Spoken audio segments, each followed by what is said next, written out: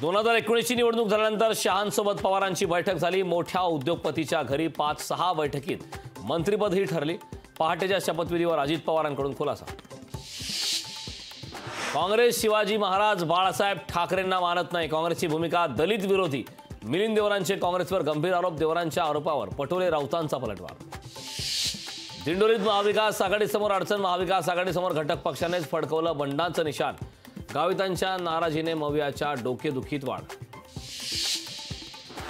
शिवसेनेकडून छत्रपती संभाजीनगरमधून संदीपान भुमरेंना उमेदवारी जाहीर। संभाजीनगरमध्ये चंद्रकांत खैरे विरुद्ध संदीपान भुमरेंमध्ये होणार लढत। मुख्यमंत्री बनण्याचं कुणी सांगितलं आधी ते ठरवा। त्यांना वेळ लागला असेल, मला नाही लागलं। उद्धव ठाकरेंच्या दाव्यावरून फडणवीसांचा हल्लाबोल।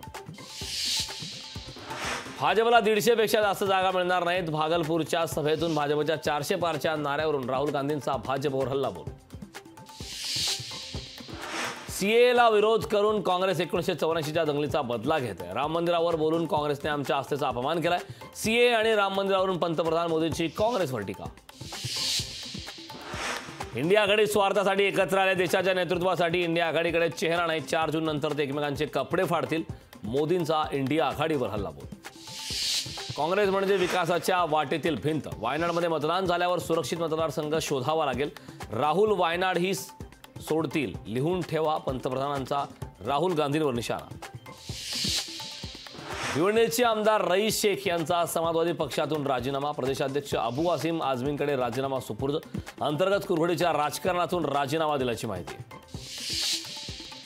वंचितचे उमेदवार भाऊसाहेब आंदळकरांच्या उमेदवारी अर्जावर आक्षेप फेटाळला। शपथपत्रात खोटी माहिती दिल्याचा आरोप करण्यात आला। आदित्यला सीएम पदासाठी तयार करतो असं फडणवीस म्हणाले होते। एका इंग्रजी वृत्तपत्राला दिलेल्या मुलाखतीत उद्धव ठाकरेंनी मोठा गौप्यस्फोट केलाय। उद्धव ठाकरेंच्या दाव्यामुळे राजकीय वर्तुळात खळबळ। ते म्हणतात, आम्ही सर्व संस्था काढल्या, शरद पवारांनी सर्व संस्था काढल्या, तर आम्ही काय करत होतो? अजित पवारांचा शरद पवारांवर निशाणा।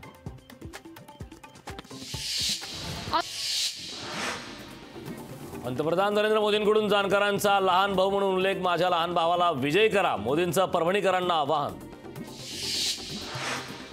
महाराष्ट्रात लवकरच मोदी शहांच्या सभांचा धडाका। पंतप्रधान नरेंद्र मोदींच्या 5 सभांचं आयोजन, तर अमित शहांच्या 3 सभांचं आयोजन। उदयनराजे भोसलेंची नवी राजकीय खेळी। उदयनराजे भोसलेंनी घेतली प्रभाकर घारगेंची भेट। प्रभाकर घारगे राष्ट्रवादी शरद पवार पक्षाचे नेते। उदयनराजेंच्या भेटीनं राजकीय चर्चांना उधाण। राहुल गांधी 24 एप्रिलला अमरावती दौऱ्यावर। मवियाचे उमेदवार बळवंत वानखेडेंच्या प्रचारार्थ जाहीर सभेला करणार संबोधित।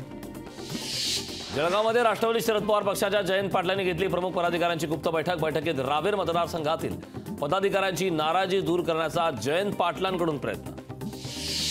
माझी यंदाची शेवटची निवडणूक। शिवाजीराव आढळरावांची भावनिक साथ, तर आढळरावांनी हे मनोरंजक वक्तव्य केलं। यातून त्यांचा मीपणा अधोरेखित झाला। अमोल कोल्हेंची आढळरावांवर खोचक टीका। रायगडमध्ये राष्ट्रवादीचा महाविकास आघाडीला मोठा धक्का। काँग्रेसचे मुश्ताक अंतुले करणार राष्ट्रवादीत प्रवेश। 23 किंवा 24 एप्रिलला पक्षप्रवेश करण्याची शक्यता।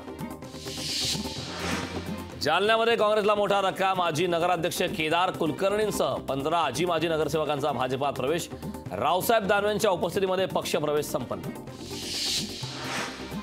छत्रपती संभाजीनगर लोकसभेसाठी 85 जणांनी घेतले उमेदवारी अर्ज। संदीपान भुमरे, विनोद पाटील, हर्षवर्धन जाधवांनीही घेतला उमेदवारी अर्ज। वसंत मोरेंकडून पुणे लोकसभा निवडणुकीचा अर्ज दाखल। शक्ती प्रदर्शन टाळत एकटे जात वसंत मोरेंनी दाखल केला उमेदवारी अर्ज। सुरेश बिराजदार यांना विधिमंडळात नेल्याशिवाय स्वस्थ बसणार नाही। अजित पवारांचा सुरेश बिराजदार यांना भर सभेत शब्द। भाजपकडून संजय काकडे यांची नाराजी दूर करण्याचे प्रयत्न। आशिष शेलारांनी भेट घेऊन संजय काकडेंची केली चर्चा। अजित पवारांचा डमी उमेदवारी अर्ज नामंजूर। निवडणूक आयोगाकडून झालेल्या तपासणीत अर्ज नामंजूर, तर सुनेत्रा पवारांचा अर्ज मंजूर।